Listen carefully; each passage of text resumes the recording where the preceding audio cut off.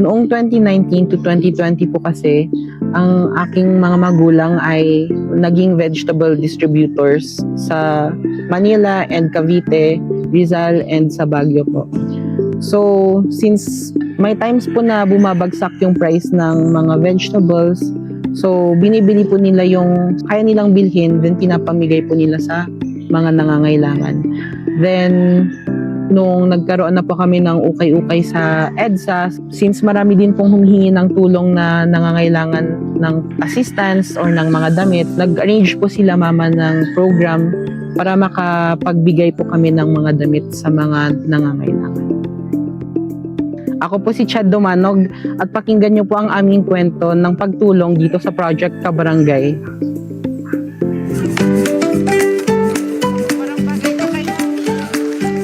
Ayan naman, pwede natin mga ito kabarangay. ibigay. Oh, mami. Bigay namin sa inyo to. Oh, ito pa. Oh, ito pa. Okay na yan, yan. Mas bagay ito kay mami. Mas maliit. Sino mas maliit? Oh, maliit. Okay, ayan na nga! Ang saya naman, kasama natin ngayon si Chad Domanog. And of Eto course, pa, ang para kanyang to sa inyo supervisor lahat. is Noela Para sa inyo. Lantanga. Ayun. Na hindi po gulay ang ipinamimigay nila ngayon. Ang kanilang ipinamimigay ngayon ay ang kanilang ibinibentang mga ukay goods. Okay? Na talaga namang beautiful. Good morning, Chad! Good morning, Luella! Good morning Kumusta po. kayo? Tagal natin hindi nakita, no? Mga ilang years ba? Mga 5 years na ba? 3 years. 3 years! Aba, 3 years! Etong pinakabongga, actually hindi yung kanilang kilala talaga silang ukayan sa Cubao. Napupunta ako to, ang laki po ng kanilang ukayan doon. Ang mura ng kanilang mga benta doon. Minsan, nagbibigay pa sila ng patisok. Minsan, bibili ka ng 3, may libre isa. May mga ganyan silang mga papromo. Iba rin eh. Pero this time, aba, namigay kayo ng gulay. Hindi nagbentahan, namigay. Chad, ilang tonelada ng gulay yung pinamigay ninyo? 30 tons po, ma'am. 30 tons. Ang equivalent po nun ay 30,000, almost 30,000 kilos ng gulay. Iba't ibang klase ng gulay. Yes, yes. Anong mga gulay ba yung Cabbage po. Cabbage. Baguio Pechay. Baguio Pechay. Kung tinatawag. Yun kasi ang mga kilala talaga at marami ngayon, ano?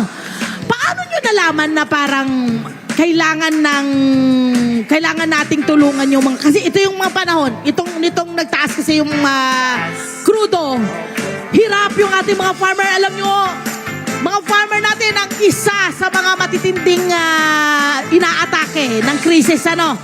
Ano yung nakita nyo ba? Sino bang nakakita nung parang hindi na bibili, no? Hindi na ibababa? Opo. Oo.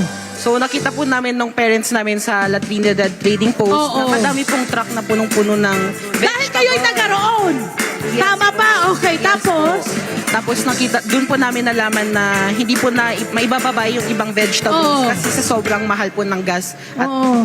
daming gastusin po. Oo, alam nyo, ang dami-dami nating nakikita ngayon sa mga social media. Mga kamatis, cabbage, Mahal Baguio na gulay, Pechay, maski sitaw, lahat ng mga gulay na nanggagaling sa malalayong lugar, nasisira at nabubulok na lang.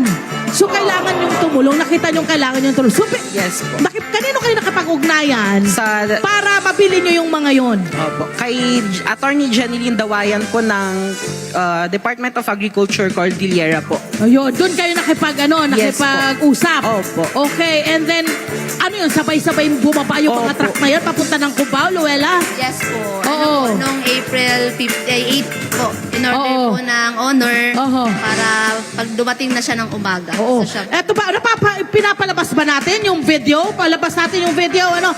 At nung nadala na rito, paano bang ginawa nyo? Ipinaalam nyo muna sa kasi sikat din ang kanilang Facebook page eh. Opo. Nagpasabi ba kayo? Paano? Yes po. Yes, Chad. Pinost po namin siya sa Facebook page po namin. Oo. Tapos doon na po nalaman ng iba din na nagpapamigay din Oo. po kami ng mga gulay. Oo. Ano yung reaction? Kasi ang haba pala ng pila, nakita ko. Ay, akala ng iba kasi pero yun po is galing ng owner, tsaka owner ng shop, Oo. is pamigay po sa lahat. Oo. Hindi lang sa customer namin, para po sa lahat ng tao. Kahit sino po, pwede. So wala kayong pinili? Wala po. Kung sinong gustong pumila, pwede? Yes po. Naubos ba, Chad, lahat ng gulay? Naubos, naubos. Opo, naubos Okay, po. ano yung pakiramdam na kahit papaano nakabawas kayo sa stress? Sa stress ng ating mga kababayan. Both sides, ha? Yes. Farmers natin at yung mga kababayan natin, mga kabarangay natin dito sa area ng Cubao, kung saan ba galing yung mga tao na nabigyan nyo? Sa Cubao Sa Cubao po. lang. Well, karamihan Yes sa taga po. Quezon City. Yes po. Okay. Sa mga taong dumadaan, Oo. yung nagtatrabaho, Oo. dumadaan. Ano yung mga malaking naging bagay reaction na. nila, Luella? Ang saya ng mukha nila. Oo. Pila tayo dito kasi libre lang to. Oo. Walang Correct. walang requirements na kailangan. Oo. So, pumila po sila hanggang alas 9 po ng umaga, hanggang hapon po kami natapos. No? May idea ba kayo kung gaano karami? Estimate lang. Hindi namin Hindi nyo mabilang, ano? Kasi hapon na kami Okay, natapos. anong oras kayo nag-start ng mamigay ng mga gulay? Umaga po, ma'am, 9. Nag-start Aha. na kami. Hapon hanggang alas 5 na po ng hapon natapos. Wow! Ganon karami ang tao. Kasi Meron hindi ba- maubos yung pila eh. Oo, correct. Mukha kang hindi hanggang maubos. kalsada. Mukhang kayo na, ang dami nilang uubusin gulay eh. Oo. Kaya di ba? O di ba? Ano yan? Paano ang pagkuha ng mga gulay? I mean, kayo ba ay nagsasabi na, tigi 1 kilo lang, 2 kilo lang. May ganun ba? Luwela, paano? Kami po mismo talaga naglalagay sa plastic. Naglagay kayo and then saka Opo, ipinamimigay. binabalot. Balance ko. Para balanse. Balanse. Kung ano man, baka mamaya puro cabbage lang makuha Yes. nila. Para lahat. So may effort pa kayong mag-sort out. Po, Parang grabe. ito lang, yung ukay ninyo, no? Sinasort out nito ng todo. Pati gulay, isasort. Okay, what time kayo nag-umpisang mag-sort out ng mga gulay? Anong oras? Mismong that oras din, ma'am. Pagdating ng Sinasabay pagbaba, nyo? oo. Nagbababa pa yung iba, nagsusort na din. Kumusta pagod? Nakapila na din. Kumusta pagod, Chad? Sobrang Sakit sa pagod, likod. ma'am. Masakit sa katawan, ma'am. Di ba? Kasi kung tuloy-tuloy yan, lagay ka ng lagay, walang katapusan. Mananakit ang likod mo pa hanggang buong katawan. Hapon na kami nakakain. Hapon na kayo nakakain, hindi kayo naggulay din ang kinain nyo. Hindi naman. Tama naman. Di ba? Pero, base doon sa inyong nakita, ano yung masasabi nyo doon sa experience? Masaya naman po kasi Oo. at least nakatulong po kami at nakapagpakain po ng Oo. mga nangangailangan at family. Oo, hindi ba? Uulitin nyo pa ba ulit yung mga Ay, ganun? always. Always. Hindi naman titigil. Bakit, Chad, kayo sa pamilya nyo, and of course, ikaw, Luella, no? Bakit gano'n na lang yung pagnanais nyo na makatulong sa ating mga kabarangay? Yes po, nakasanayan na po kasi namin sa family namin na lagi po kaming tumutulong sa mga nangangailangan po. Kung may kaya po, mamimigay po kami. Kasi inaano kayo, no? Inuulan kayo ng blessing, no? Opo. Kaya ibinabalik nyo rin yung Babalik. blessing sa inyong mga kabarangay. Nako, eto, bukod sa pamimigay ng gulay, may mga pagtulong din daw kayo na ginawa noon. Uy, kaya nga kasi serious na to eh. Mga magulang mo yung nagturo sa'yo para tumulong. Ano yung mga iba nyo pang mga project sa pagtulong sa ating mga kabarangay? Namimigay rin po kami sa mga students, sa mga PWD, sa senior citizens. May time po na namigay po kami rin ng pabaon sa 1,000 students po sa Laguna. Oo, Laguna. Then sa Zamboanga din po, may kami doon na mga estudyante, PWD, yung sa liblib ng Zamboanga.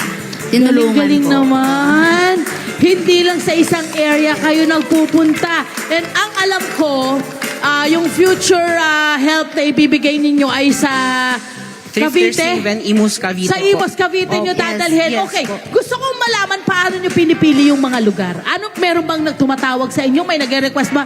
Mr. Dumano. Wala naman. May ano rito. Paano, Luella? Wala naman po. Sa naman talaga, sa shop po ng di Cubao kasi meron po kami. Sa bagay, may area na kayo kung saan kayo Saan pwedeng desk? mag-ayos. Yes So, po. kailangan yung may Para mas pwesto madali. ninyo. Pwesto po talaga so, sa kailangan. Imus, meron kayo. Meron Okay, din po. ako, ano na to, itotodo ko na to. Lahat ho ng kanilang, ano pangalan ng ano nyo, ng kayo kababayan ninyo? Sabihin nyo na. Saan ang mga branches ninyo? Saan? Yan ang Meron tulong na po ibibigay kaming ko. Fashion Depot sa Oh. Cubao. Okay. Thrifters Heaven sa Imus, Cavite. Oho. Finders Runway sa Bacoor. Oho. Tapos Finders Runway din po sa Lipa. Yan! Yan ang mga taong dapat nating tinutulungan. Ha, diba? Kasi tumutulong, ibinabalik nila sa ating mga kabarangay yung kanila namang blessing na nakukuha. Talagang bigay din kayo ng bigay, kaya naman pasok ng pasok din ang blessing. Ano? Kung may mensahe kayo sa ating mga kabarangay, Luella, lalo ngayon, Well, na wala pa rin. Nagbaba, 20 pesos. Talagang may angal pa rin ako no? Huy, baba nyo na naman 50 yan. Kahit 60 man lang, huy. Baba nyo na. Ha? Mataas pa rin Diba? Mataas pa rin. Ano ang mensahe mo sa ating mga kabarangay na possible hikahos talaga, walang kinikita, Luella? Sa akin, sa personal kong mas magandang magano tayo. Business muna tayong kahit maliit Konti. lang. Oo. Oo. Sample, ito. Pwede na yan. Start tayo sa maliit na puhunan. Ehe. Pwede po tayong umangat. Basta tiyagaan lang. Yun, kailangan maghanap Tsaga. ng diskarte. Diskarte, Jan, ma'am. Ito si Jan, ilang taon lang to? 15 lang to, 15. 20, ma'am. Pero matangkad na ang bata, baby face. Ilang taon ka na ngayon, Chadi? 20 po. Oo, 20 na si Chadi. Pero nung nagkita tayo, ano ka lang nun 18. 18, 17, Opo, ganyan. Bata, di ba?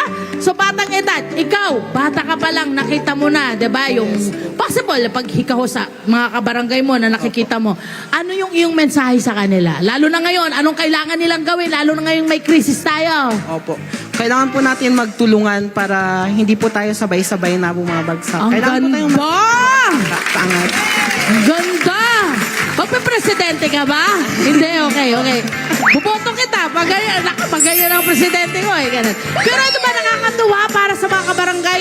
Talaga namang kailangan pag ganitong may krisis, kailangan magtulungan. But of course, kailangan din yung parte ng gobyerno ay maibigay din sa ating mga kababayan at mga kabarangay. Congratulations, Marapan! Ang unay-unay! Well done. Salamat, ako'y mapalad, ako'y blessed, at kayo ay nakilala ko. Hi! Sa mga naman, dyan na naman mga Kanet 25. This is Love and New Verbo. For more love, to the pet, and everything updates, just click the subscribe button and follow us on our Net25 social media pages at Net25 TV and Net25 Entertainment Facebook. See ya. I love ya.